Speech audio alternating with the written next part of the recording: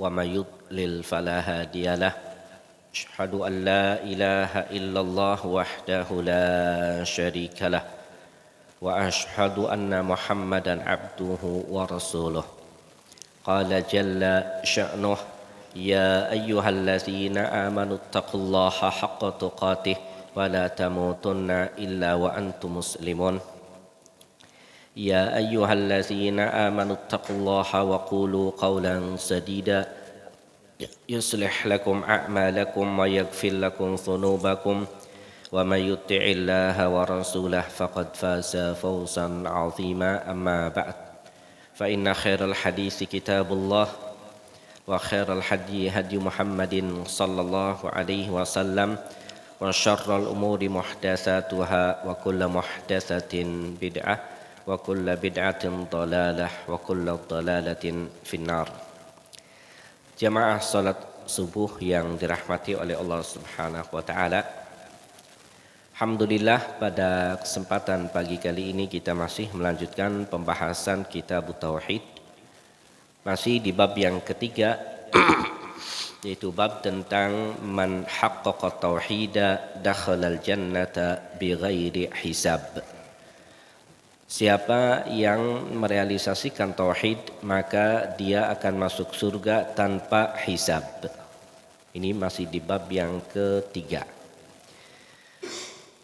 Dalil yang kemarin sudah kita sebutkan dari Syekh Muhammad At-Tamimi adalah surah An-Nahl ayat yang ke-15. Ya, tentang inna Ibrahim kana ummatan qanitan lillahi hanifa wa lam yaku minal musyrikin. Sesungguhnya Nabi Ibrahim itu ummah, sosok pemimpin yang qanitan, yang patuh ya kepada Allah Ta'ala, hanifa, lurus. Walam yaku minal musyrikin, dan beliau tidak termasuk dari orang-orang yang melakukan kesyirikan. Kemudian di ayat yang berikutnya yang akan kita bahas ya pada kesempatan kali ini adalah firman Allah Subhanahu wa taala dalam surah Al-Mu'minun ayat yang ke-59,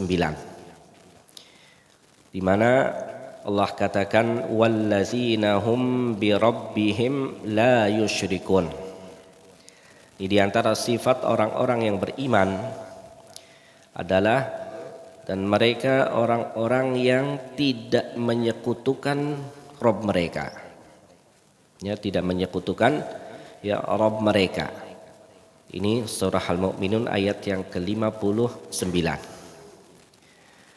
Kata Fadilatul Syekh Saleh Al-Fauzan di kitab I'anatul Mustafid ya ala kitab Tauhid, kata beliau waqal, dan tatkala Syekh Muhammad At-Tamimi membawakan firman Allah Ta'ala wallazina hum bi rabbihim la yusyrikun, dan orang-orang yang mereka tidak menyekutukan, orang-orang yang beriman tidak menyekutukan kepada Rabb mereka. Ini kata beliau hazihi sifatun minas sifatil lati zakarahallahu fi suratil mu'minun fi sabiqina bil khairat. Sifat ini yaitu orang-orang yang tidak menyekutukan ya Rabb, tidak menyekutukan Allah Ta'ala. Ini sifat diantara sifat-sifat yang Allah sebutkan dalam surah Al-Mu'minun. Dalam surah Al-Mu'minun berkenaan dengan fisabikina bil khairat, tentang orang-orang yang bersegera untuk mendapatkan kebaikan. Ya, untuk mendapatkan kebaikan. Qala ta'ala, ayat ini dimulai dari surah Al-Mu'minun ayat yang ke-57. Ya, ayat yang ke-57. Ya, tentang sifat orang-orang yang beriman yang mereka sabiqina bil khairat, bersegera untuk mendapatkan kebaikan. Yang pertama ya, innallazina hum min khasyati rabbihim musyfiqun. Ini sifat orang-orang yang bersegera dalam kebaikan. Itu orang-orang yang berhati-hati karena takut akan azab Tuhan mereka, takut mereka. Yang pertama. ya dalam ya surah Al-Mu'minun ayat yang ke-57, dan ini adalah sifatul ula, sifat yang pertama, takut kepada Allah Ta'ala. Kemudian sifat yang kedua, ya sifat yang kedua, wallazina hum bi ayati rabbihim yu'minun. Sifat yang kedua adalah orang-orang yang mereka beriman dengan ayat-ayat Rabb mereka. Jadi kalau sifat yang pertama takut mereka kepada Allah. Sifat yang kedua, mereka orang-orang yang beriman dengan ayat-ayat Allah Ta'ala. Kemudian sifat yang ketiga yaitu wallazina hum bi rabbihim la yusyrikun, dan mereka orang-orang yang terhadap Rabb mereka tidak menyekutukannya dengan sesuatu apapun yang besar, yang mentauhidkan Allah Subhanahu wa taala. Kemudian sifat yang keempat kata beliau wallazina yu'tuna ma atau, dan orang-orang yang memberikan apa yang telah mereka berikan kepada orang. Wa qulubuhum wajilatun, dalam keadaan hati-hati mereka takut. Ya, wajilatun, takut kepada Allah Ta'ala. Annahum ila rabbihim raji'un, bahwasanya mereka akan dikembalikan kepada Allah Subhanahu wa taala. Jadi 4 sifat. Yang pertama tadi sifatnya apa? Khasyah, takut. Kemudian sifat yang kedua tadi beriman dengan ayat-ayat Allah Ta'ala. Yang ketiga tidak menyekutukan Allah Subhanahu wa taala. Yang keempat apa tadi? Mereka memberi tapi dalam keadaan takut bahwa pasti mereka akan kembali kepada Allah Subhanahu wa taala. Maka di ayat yang ke-61 Allah menyebutnya apa? Ulaika yusari'una fil khairat. Mereka adalah orang-orang yang bersegera untuk mendapatkan kebaikan. Bersegera mereka. Wa hum laha sabiqun, dan mereka pasti akan memperoleh kebaikan tersebut.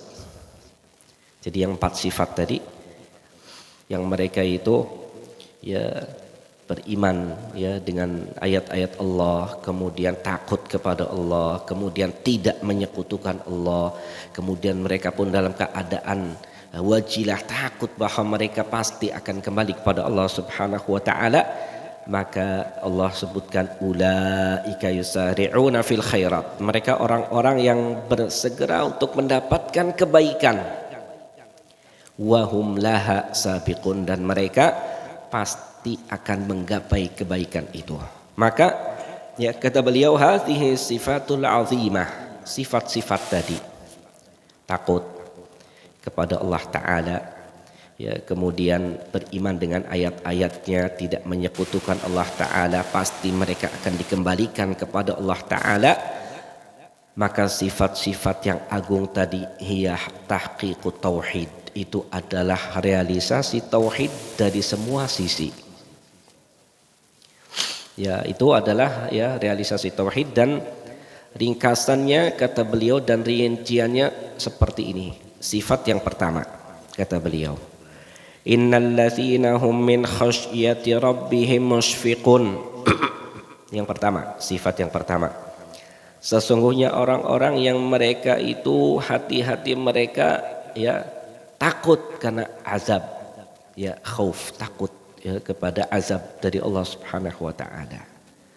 Maka al-khasyah, takut ya, kata beliau min a'malil qalbi, termasuk di antara amalan-amalan hati.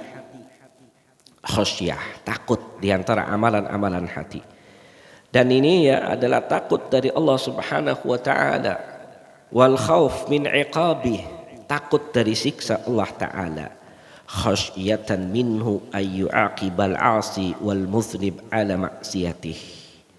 Takut dari Allah Subhanahu wa taala bahwa Allah akan menghukum ya, menyiksa orang yang melakukan maksiat. Allah akan menghukum, menyiksa orang yang berbuat dosa atas maksiatnya. Maka wa min a'zami anwa'il ibadati, di antara ya macam ibadah yang besar, yang agung, kata beliau adalah al-khaufu wal khasyah. Takut, khauf, wal khasyah, takut juga. Cuman bedanya kata para ulama, kalau takutnya standar biasa. Tapi kalau khasyah itu takut disertai dengan ilmu. Makanya konteks ayat yang paling takut kepada Allah dari hamba-hambanya itu siapa? Innama yakhsyallaha min ibadihil ulama. Yang takut kepada Allah Ta'ala yakhsya, disertai dengan ilmu. Karena ada orang yang sekedar takut-takut, ya, ada yang takut dilandasi dengan ilmu. Takut nanti akan dapat dosa, takut akan diazab, takut kepada karena ilmu. Itu beda. Ada hanya yang sekedar takut, ini dosa-dosa, selesai. Tapi kalau disertai dengan ilmu namanya apa tadi? Al-khasyah. Al-khauf, al-khasyah, ya, kemudian ar-raghbah, ya, motivasi, kemudian rahbah, takut dia, warroja, ya, dan berharap. Maka semua ini adalah min a'malil qalb. Semuanya ini termasuk diantara amalan-amalan hati. Karena amalan itu ada 3, Pak.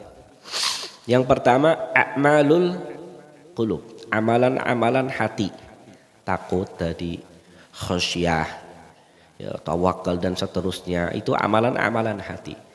Ada lagi nanti a'malul lisan, amalan-amalan lisan. Ya, apa contohnya, Pak? Zikir, ya. Kemudian baca Quran, itu amalan-amalan lisan. Ada lagi a'malul badan, amalan-amalan anggota badan. Seperti apa? Salat. Kemudian apa lagi? Puasa, ya. Haji, umroh, itu amalan-amalan anggota badan. Ada lagi amalan yang dilakukan bil mal, dengan harta, seperti sedekah. Nah ini ya kayak khasyah, kemudian ar-raghbah, roja, ini termasuk min a'malil qalb, termasuk diantara amalan-amalan hati. Illa annal khawfa la yajuzu ayyasila ila haddil qunut, melainkan kata beliau bahwa takut itu tidak boleh sampai pada tingkatan atau batasan berlebihan. Ya, artinya sangat berlebihan sekali takutnya, jangan. Bal yakunu khaufan makrunan birroja, akan tetapi rasa takutnya itu disandingkan dengan apa? Dengan harapan, berharap. Ya, la yai'asuna min rauhillah, tidak boleh putus asa dari rahmat Allah Ta'ala karena ketakutan banget, jangan. Makanya Allah katakan dalam surah Yusuf ayat 87, innahu la yai'asu min rauhillah illal qaumul kafirun. Sesungguhnya tidaklah, ya, yang berputus asa dari rahmat Allah Ta'ala kecuali orang-orang kafir. Ar-roja, berharap. Ya, la yakunu biduni khauf min makrillah. Berharap, ya, tidak bisa terjadi tanpa takut juga dari makar Allah Subhanahu wa Ta'ala. Tidak boleh merasa aman dari makar Allah Ta'ala. Ya, menyandarkan hanya kepada roja, berharap saja. Tapi ya mereka yusyrikunal khauf, ya, mereka melakukan ya kesyirikan dalam hal takut, nggak boleh. Makanya Allah sebutkan dalam surah Al-A'raf ayat 99, afa aminu makrallah, apakah mereka merasa aman dari makar Allah? Fala ya'manu makrallahi illal qaumul khasirun, tidaklah yang merasa aman dari siksa atau makar Allah kecuali orang-orang yang merugi. Maka yang diperintahkan ya di sini adalah al-jam'u bainal khaufi war roja, menggabungkan antara takut dan berharap. Ya, fala yakhaf, dia enggak takut sampai putus asa dia karena takut banget, enggak. Wala yarju hatta ya'man min makrillah, dan dia pun tidak berharap ya sampai merasa aman dari siksa dan makar Allah Ta'ala. Bal yakunu mu'tadilan, ya, muta'adilan, tapi seimbang antara takut dan berharap. Ya, harus seimbang antara takut dan berharap. Makanya para ulama yang menyebutkan, kata beliau, al-mu'min, ya, seorang mukmin itu, kata beliau, adalah bainal khaufi war roja. Seorang mukmin itu di antara ya keadaannya takut dan berharap. Takut dari apa? Siksa Allah Ta'ala. Takut dari Allah Ta'ala, berharap apa? Surga. Antara khauf war roja. Seorang mukmin itu antara takut dan berharap. Qatta'ir bijanahaini, seperti ya seekor burung yang mempunyai dua sayap.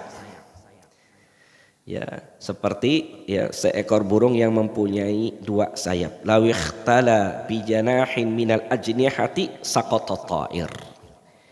Jadi seperti burung yang punya dua sayap. Kalau satu sayapnya tidak ada, burungnya jadi apa? Saqata, jatuh burungnya. Kadzalikal mu'min, begitu pula seorang mukmin, kata beliau. Idza ikhtala khaufu aw raja'u saqat, apabila ya takut atau berharap rojaknya hilang, jatuh. Jadi ya mukmin itu seperti apa? Ya qatta'ir, seperti burung yang mempunyai dua sayap. Dua sayapnya itu khauf dan roja. Kalau salah satu sayapnya enggak ada, burungnya jadi apa? Hah? Burung terbang tapi sayapnya kiri. Kira-kira gimana? Jatuh. Itulah seorang mukmin. Jadi enggak boleh terpisah antara khauf dan roja, antara takut dan berharap. Dua-duanya ada. Kalau salah satunya enggak ada, sakot, dia akan jatuh. Kemudian sifat yang kedua, kata beliau, adalah wallazina hum biayati rabbihim yu'minun. Dan orang-orang yang mereka itu, orang-orang yang beriman, adalah orang-orang yang beriman dengan ayat-ayat Rabb mereka. Artinya, kata beliau, yu'minuna biayatillah. Mereka beriman dengan ayat-ayat Allah, yaitu, kata beliau, yusaddiquna biha. Mereka membenarkan ayat-ayat Allah Ta'ala, wa ya'maluna biha, dan mengamalkan ayat-ayat Allah Ta'ala. Jadi beriman dengan ayat-ayat Allah Ta'ala, yusaddiquna biha, membenarkan ayat-ayat Allah Ta'ala, wa ya'maluna biha, dan mereka mengamalkan ayat-ayat Allah Ta'ala. Wa ayatullah, dan ayat-ayat Allah itu, kata beliau, adalah Al-Quran. Al-Quran. Al-Quran. Wa yu'minuna bih, dan beriman dengan Al-Quran itu artinya annahum yusaddiquna annahu kalamullah subhanahu wa ta'ala. Mereka beriman dengan ayat Allah itu, dengan Al-Quran, artinya mereka membenarkan bahwa Al-Quran itu kalamullah. Kalamullah, Al-Quran itu. Takallamallahu bihi wahyan. Allah berbicara dengannya itu sebagai sebuah wahyu. Dan Allah turunkan Al-Quran itu melalui malaikat Jibril kepada Nabi sallallahu alaihi wasallam. Dan dihafal oleh Nabi sallallahu alaihi wasallam, dijaga oleh Nabi dari malaikat Jibril, wa ballaghahu linnas, dan Nabi menyampaikannya kepada manusia. Jadi beriman dengan ayat-ayat Allah itu membenarkan bahwa Al-Quran kalamullah. Allah berbicara ya dengannya sebagai sebuah wahyu yang kemudian disampaikan ke malaikat Jibril. Malaikat Jibril menyampaikan ke siapa? Nabi Muhammad sallallahu alaihi wasallam, dan Nabi kemudian menyampaikannya.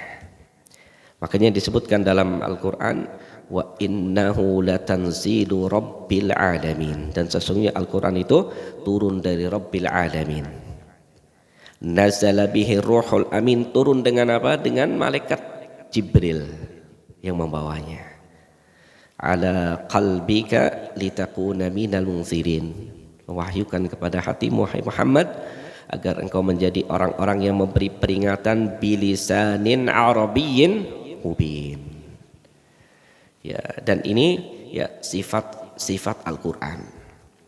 Maka mereka beriman, ya orang-orang yang beriman itu bahwa Al-Qur'an adalah khitab dari Rabb mereka kepada mereka berupa perintah, larangan, ta'rifan bihi berupa apa? Ta'rif, pengetahuan tentang Allah Subhanahu wa taala, tentang sifat-sifatnya, juga ikhbaran lahum minal ghuyubil madiyah wal ghuyubil mustaqbalah, juga Al-Qur'an sebagai ikhbar, pemberitaan kepada mereka tentang hal-hal gaib yang lalu dan hal-hal gaib yang akan datang. Wa hadzal Qur'an a'zamul kutub, dan Al-Qur'an ini adalah kitab yang paling agung yang Allah turunkan dari langit. Ya, adalah kitab yang paling apa? Paling agung. Ya, banyak di dalamnya ilmu-ilmu yang agung yang tersembunyi, yang terkadang tidak ada yang tahu kecuali Allah Subhanahu wa taala. Wal awam, dan orang-orang umum, kata beliau, yafhamuna minal Qur'an, mereka faham tentang Al-Qur'an. Wal mubtadi'una fi ta'lim, orang-orang yang mulai belajar ya di ta'lim, dia rajin ngaji, yafhamuna minal Qur'an, mereka pun faham dari Al-Qur'an. Ya, warasikhuna fil ilm, dan orang-orang yang dalam hal keilmuan, yafhamuna aksar min ghairihim, mereka faham lebih dari selain mereka. Jadi orang awam pun ada yang faham dari Al-Qur'an, orang yang mulai belajar pun faham, orang yang rasikh, yang tekun, yang rajin, yang dalam ilmunya, dia pun faham lebih banyak dari yang lain. Dan semuanya itu ala qadr, sesuai dengan takaran apa yang Allah berikan. Jadi beda-beda. Karena ada Al-Quran itu yang difahami secara umum, dirikan salat, ya intinya mendirikan salat. Kan difahaminya yang penting ngerjakan salat. Ada lagi yang memahami enggak, mendirikan salat itu salat pada waktunya dan dikerjakan sesuai dengan contoh Nabi sallallahu alaihi wasallam. Taunya itu aja. Ada lagi yang tahu enggak, tepat waktu, ya dalilnya ini. Ya, kemudian sesuai dengan contoh Nabi, dalilnya ini, bacaannya ini. Nah, itu berarti tahu dengan lebih. Jadi berbeda-beda. Makanya kata beliau, Ibnu Abbas radhiyallahu anhuma mengatakan bahwa Al-Quran itu ala arba'ati anwa'. Ya, Al-Quran itu ya difahaminya ada 4 macam jenis kelompok. Yang pertama, kata beliau, ma ta'rifuhul Arab min lughatiha. Yang pertama, Al-Quran itu difahami oleh orang-orang Arab dari bahasanya. Difahami seperti apa? Kanar, seperti neraka, wal jannah, surga, ya. Kemudian wazina, wal khamr, wasyirik, wal kufr, ya, war riya. Nah, itu difahami secara bahasa, ya. Kemudian yang kedua, ma la yu'tharu ahadun bi jahalatih. Ini yang kedua penting. Ya, termasuk orang yang tidak boleh diberikan uzur dengan ketidaktahuan dia apa yang ada di dalam Al-Quran. Contoh apa? Ma'rifatus shalah, pengetahuan tentang salat. Enggak boleh enggak tahu, harus tahu. Kenapa? Karena salat itu termasuk rukun Islam. Kalau enggak tahu gimana dia nantinya? Dia harus tahu. La yu'zar bi jahalati, tidak diberikan uzur karena ketidaktahuannya. Ma'rifatus shalah, ya, mengetahui tentang salat. Kemudian wasiyam, puasa, ya, karena puasa wajib. Wal hajj, haji, kalau Allah berikan istita'ah wajib dia belajar. Wa arkanil Islam, dan rukun-rukun Islam. Maka setiap dari tadi itu diperintahkan untuk mengetahuinya. Makanya Syekh Saleh Al-Fauzan, ya, hafizahullah, dalam kitabnya yang lain, bahwa menuntut ilmu agama itu ada berbeda-beda hukumnya. Ada yang hukumnya itu wajib bagi setiap muslim. Wajib.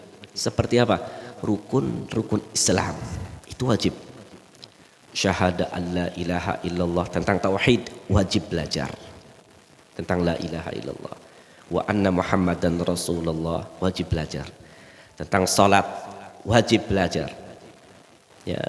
Berarti kalau nggak belajar tentang salat dia berdosa. Karena itu wajib. Kemudian zakat. Tatkala Allah berikan ketentuan dia memiliki harta yang wajib zakat, wajib belajar. Kemudian puasa, ya, kemudian haji. Tatkala Allah berikan istita'ah dia wajib belajar. Adapun yang lain seperti bab muamalah, kata beliau ini gak wajib bagi setiap muslim. Tapi cukup ya hukumnya fardu kifayah. Kalau sudah ada yang belajar berarti sudah. Kemudian yang ketiga, ya, ma ya'rifuhul ulama, ya. Al-Quran ada yang diketahui hanya oleh para ulama, ya, seperti masalah ayat-ayat yang muhkam, mutasyabih, mutlak, muqayyad, an-nasikh wal mansukh, al-am wal khas. Maka yang seperti ini orang-orang yang memang tadi khusus belajarnya, dalam belajar. Kemudian yang keempat, ya, ma la ya'lamuhu illallah. Di dalam Al-Quran itu apa yang ada yang tidak diketahui kecuali Allah Subhanahu wa taala. Hakikatnya hanya Allah yang tahu. Allah sebutkan dalam Al-Qur'an, ya, seperti surga, neraka, ya. Tapi hakikatnya yang tahu siapa? Allah Subhanahu wa taala. Kemudian kaifiyah, ya, tentang bagaimana sifat Rabb, ya, seperti ini juga termasuk hanya Allah yang tahu. Fanahnu na'rif ma'an, kita tahu maknanya, artinya. Tapi kaifiyahnya, bagaimananya, ini tidak ada yang mengetahuinya kecuali Allah Subhanahu wa taala. Sam'uh, pendengaran Allah. Wa basaruh, penglihatan Allah.